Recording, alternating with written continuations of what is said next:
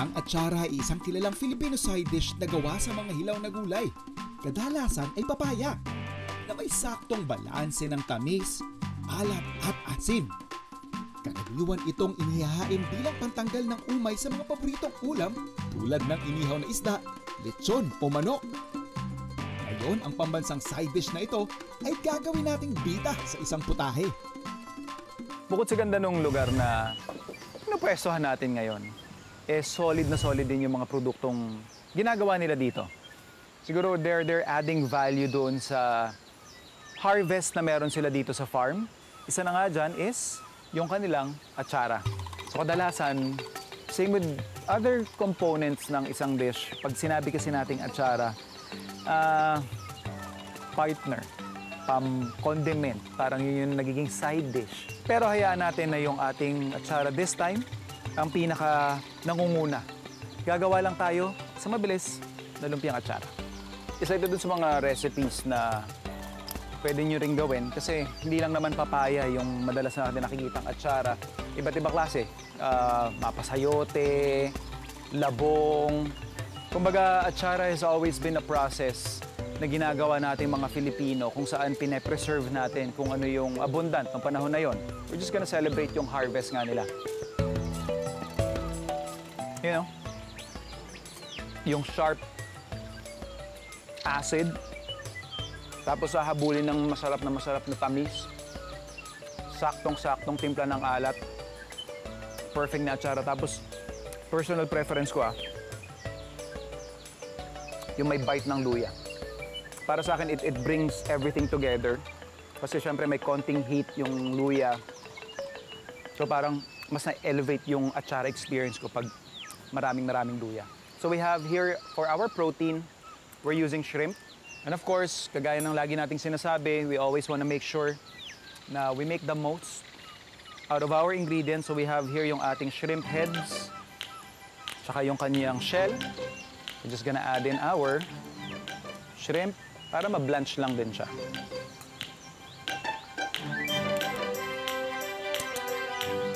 Blanch lang natin yung ating shrimp for about 3 to 5 minutes. Actually, dito sa recipe na to, ito na yung parang pinaka-cooking process. Aside of course doon sa paggawa ng atsara, which is something na ginagawa naman well in advance. So I have here less than 5 minutes. Carry over cooking, we don't want to overcook yung ating shrimp. Tapos, kakat lang natin siya sa gitna.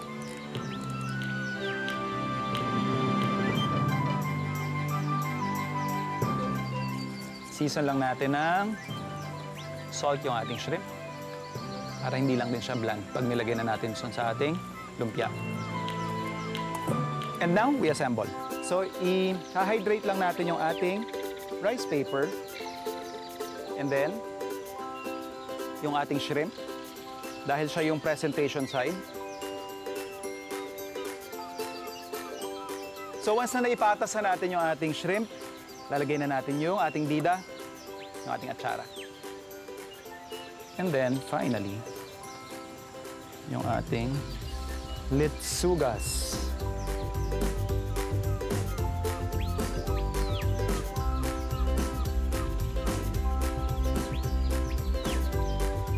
Once na na-assemble na natin or nagawa na natin lahat ng ating lumpia, syempre, hindi makukompleto yan nang wala yung ating sausawan. For our dip, yan yung ating peanut butter, oyster sauce, and more sesame oil.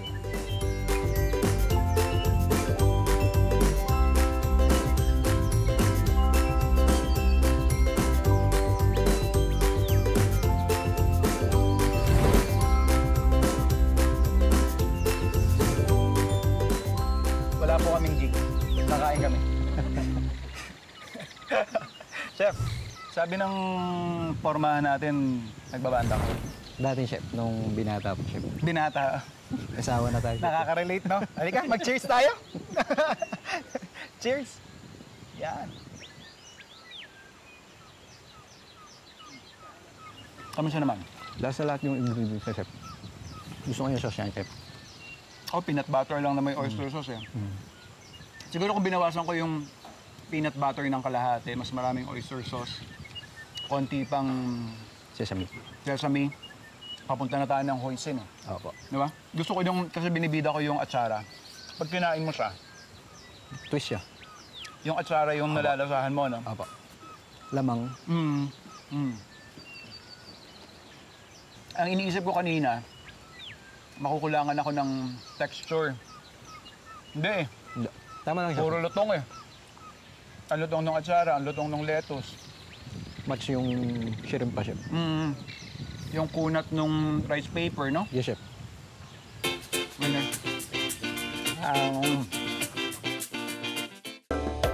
Ilang beses na rin nating ibinida ang Filipino staple dish na adobo. Pero ang tradisyonal na putahe na ito ay may i-level up pa. Yan ang gagawin ni Kapuso star Vanessa Del Moral para sa ating mga food explorers. Adobong pusit sa patis, well, kagaya nga ng sinabi ko kanina, nagsawa kasi kami na kapag ka sinabing adobo, palagi na lang may toyo. Tapos, imbes na, parang yun yung pang-alat mo palagi, automatic toyo, tapos adobo, di ba?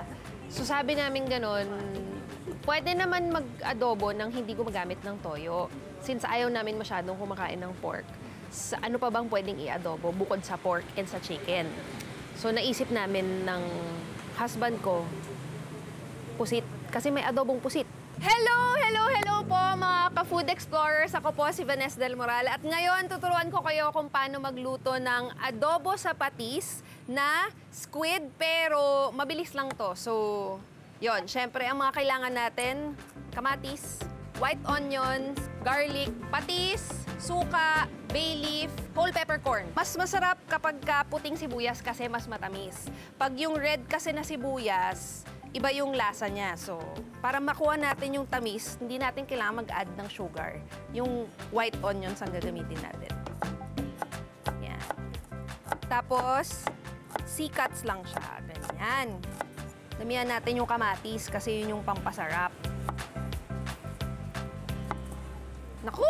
Malalaman ninyo yung secret ko sa paggisa. Kung paano ako maggisa ng walang MSG.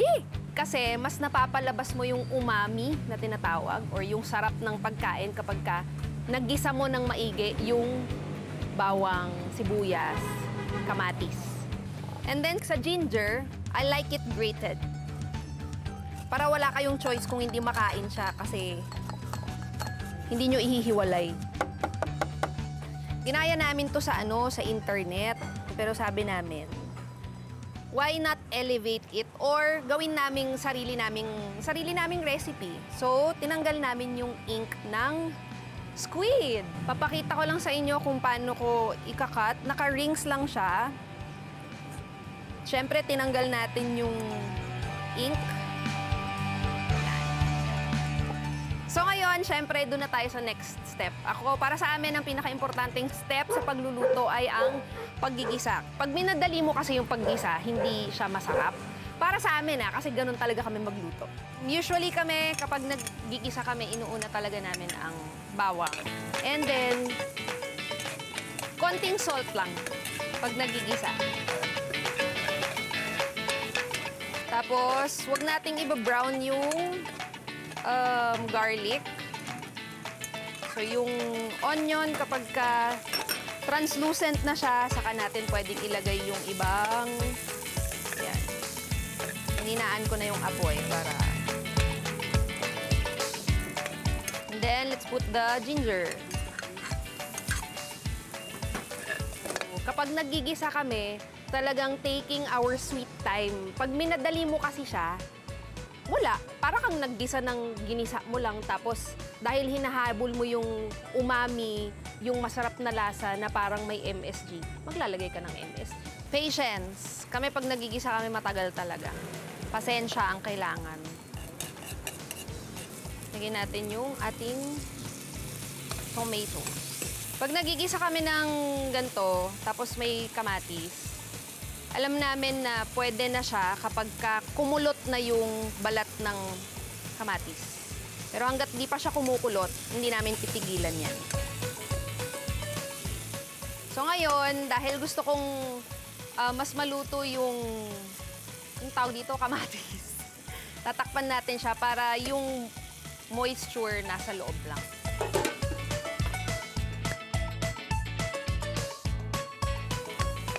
Yan, durog-durog na siya. Ito kasi yung pinag-aagawan kapag nag-uulam kami. Hindi yung kung ano yung laman talaga. Ang pinag-aagawan ito. Now we put our kamayin ko na, malinis naman kamay ko eh.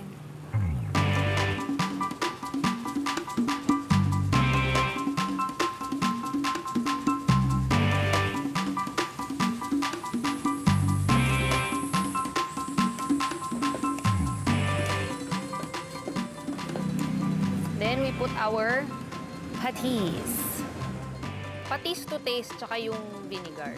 Pero yung vinegar, last mo siyang ilalagay. Sabi siguro nila, ang dami nung patis, ang alat. Kaya nga adobo sa patis eh. Charas. So, isisimmer natin to ng konti. Magtutubig na kasi yan. Pero wag masyado kasi mau-over naman yung squid. Pag nag-over, syempre hindi masarap. Parang kumakain ng gulong. There. Bam! Look at that! Lagyan na natin yung ating vinegar.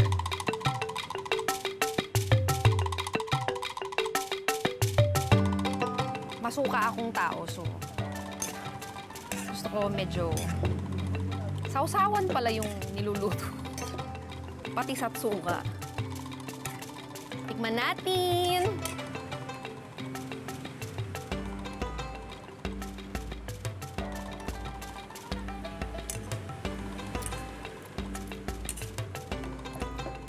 Okay na to. Siyempre, hindi pwedeng mawala yung tikim. So, kailangan na natin kainin yung niluto natin. Para malaman kung pasado ba sa akin. Ako nagluto. Tatanong ko kung pasado sa akin. Sabi sa'yo, ito talaga, ito yung pinakamasarap dyan eh. Yan yung isasahog mo sa kanin. Oh, Food Explorers! Hindi overcooked yung squid, kaya hindi siya gamey. Our own version of adobong pusit sa patis is now a staple in the house na almost every 2 weeks or 3 weeks gumagawa kami ng ganon. Kasi sobrang favorite din siya ng anak ko.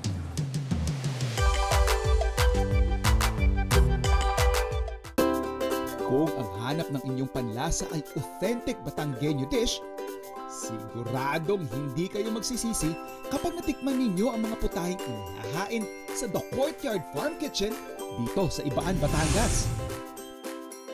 Ito, siyempre meron tayong Batangas best. Hindi pwedeng mawala ang Lomi Batangas. And sinabi sa akin ni Chef K, just like dapat by this time, common knowledge na siya. How you guys prefer to eat. Parang may ceremonials kasi siya eh. Ang ceremonials daw dito is sa plato siya kinakain. Parang the logic kasi is para mas madaling lumamig. Kasi 'di ba dahil masyado siyang malapot. So pag kinain mo siya ng nasa bowl, kahit nasa kalahati ka na mainit pa rin yung sabaw niya. But ganun yung tatry natin. So siguro yung medyo kaiba lang sa lomi namin dito, meron siyang soy egg. Ba? Parang ramen egg po, ano? Oo. Parang siyang mix ng, kunyari mix siya ng ramen at lomi. I don't know if you'll notice, dami rin talagang lomi house all over Batangas. So I guess that's also another way to differentiate, di ba? Totoo po. And I'm seeing here yung ating adobong Sa dilaw.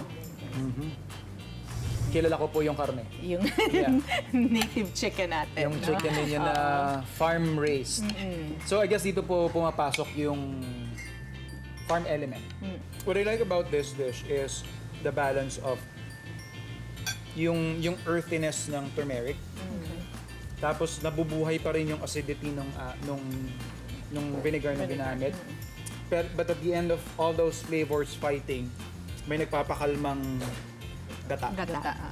So yung creaminess ng gata niya, parang so yung nagbe-blend lahat ng sarap eh. May nakukuha rin ako sa kanyang sweetness. So, panalo eh.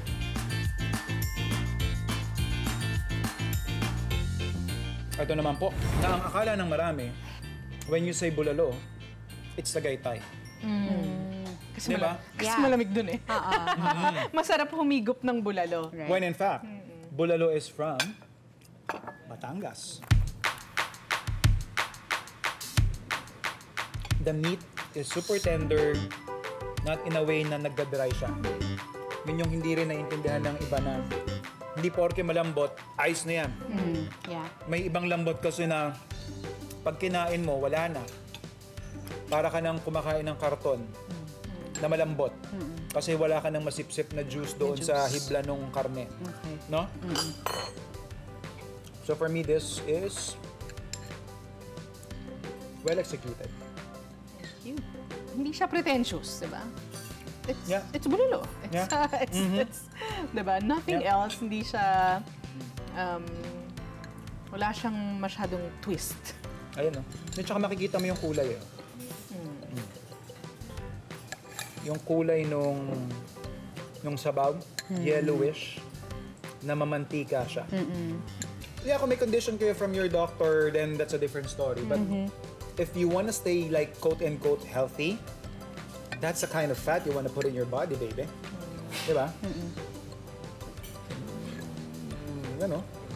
Manilaw-nilaw.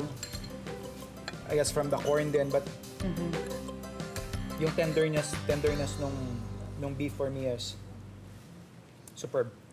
I think this is one of those places na will definitely be a generational thing, na yung mga batang naglalaro dito would eventually bring their own families.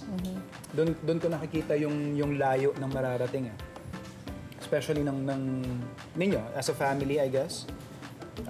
I'm sensing na you guys are, well, authentically devoted doon sa vision ninyo. Yes. And with that, I am very honored to experience that. Thank you. Thank Thank you. you. ma'am. Thank you po.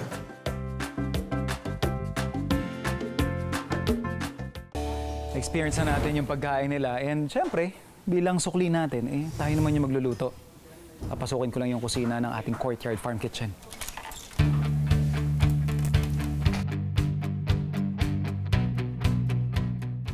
Dito nangyayari yung magic.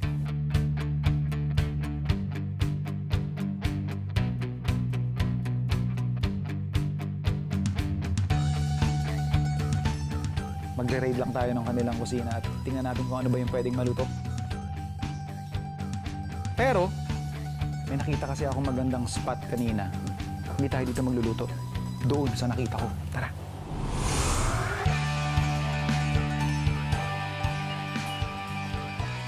Eto. Diba? Bagay. Ito yung kanilang outdoor kitchen kung saan I would say dito niluluto yung mga pangmalakasan nilang mga putahe, uling, tsaka kahoy yung gamit nila. Siyempre, mas trip natin to. So, nakita ko sa menu nila, meron silang, siyempre, Batangas. Best nga, di ba? Sinaing na tulingan. Meron din sila, laing, and yung natikman natin, adobo sa dilaw. Ang challenge is how to make a dish na magagamit ko yung mga components na yon. Pagsasama-samahin ko lang siya. This is also almost the same doon sa siniserve namin sa restaurant kung saan we use yung laing, we puree it, turn it into a sauce, tapos tinatapan namin ng sinaing na tulingan, tsaka pork. So ito yung ating wok.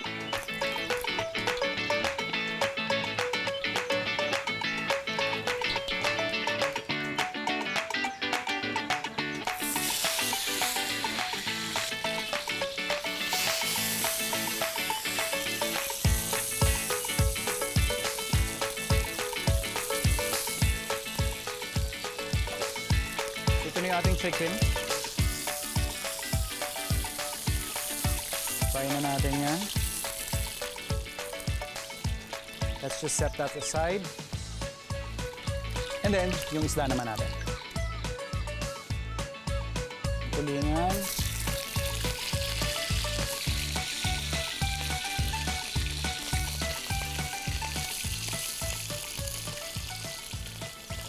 Using the same oil and pan, gisa na tayo ng ating aromatics. So we have our ginger, lots of onions, and garlic.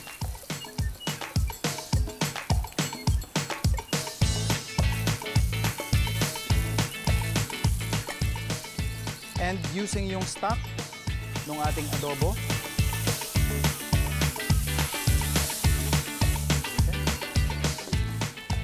Lalagyan na natin yung ating taro leaves.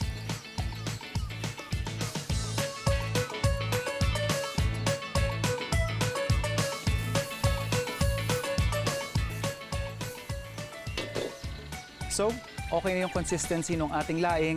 Kagaya nga ng sabi ko, gusto ko siyang gawing parang sauce. So, ayan na siya. Pwede na tayo mag-plate. For our sauce, minsan kasi when you're reinventing or reimagining a dish, sometimes, at least what I do, just siguro rethink lang yung other elements. Like for example, yung paborito nating laing, di ba, talaga namang lasog na yan pag siniserve sa atin. Yung iba, medyo may bite pa, pero ako personally, mas gusto ko yung medyo lutong-luto talaga. So naisip ko lang nga na i-push pa yon further. Imbes na maging side dish lang siya, this time, siya yung magiging pinaka-sauce.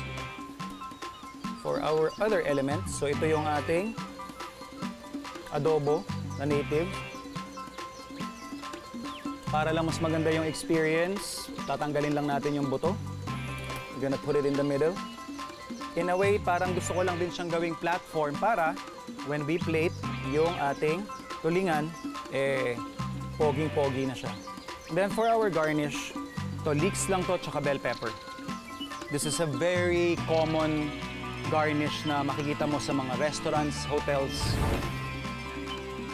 Chef K, Chef M, Manuel Chef Manuel. Please, Alright, thank try you. lang ninyo. Mga putahe din naman ninyo yan. So, ito yung tulingan. Tulingan lang natin. Concept ko lang dyan is just to give lang different textures. Well, hindi ko imagine na ganito yung magiging lasa. Pero ang sarap. Nandito sa kitchen natin to sa loob. Yeah. Parang pinagsama yung tatlong baryo ng Batangas. Yes. Mismo.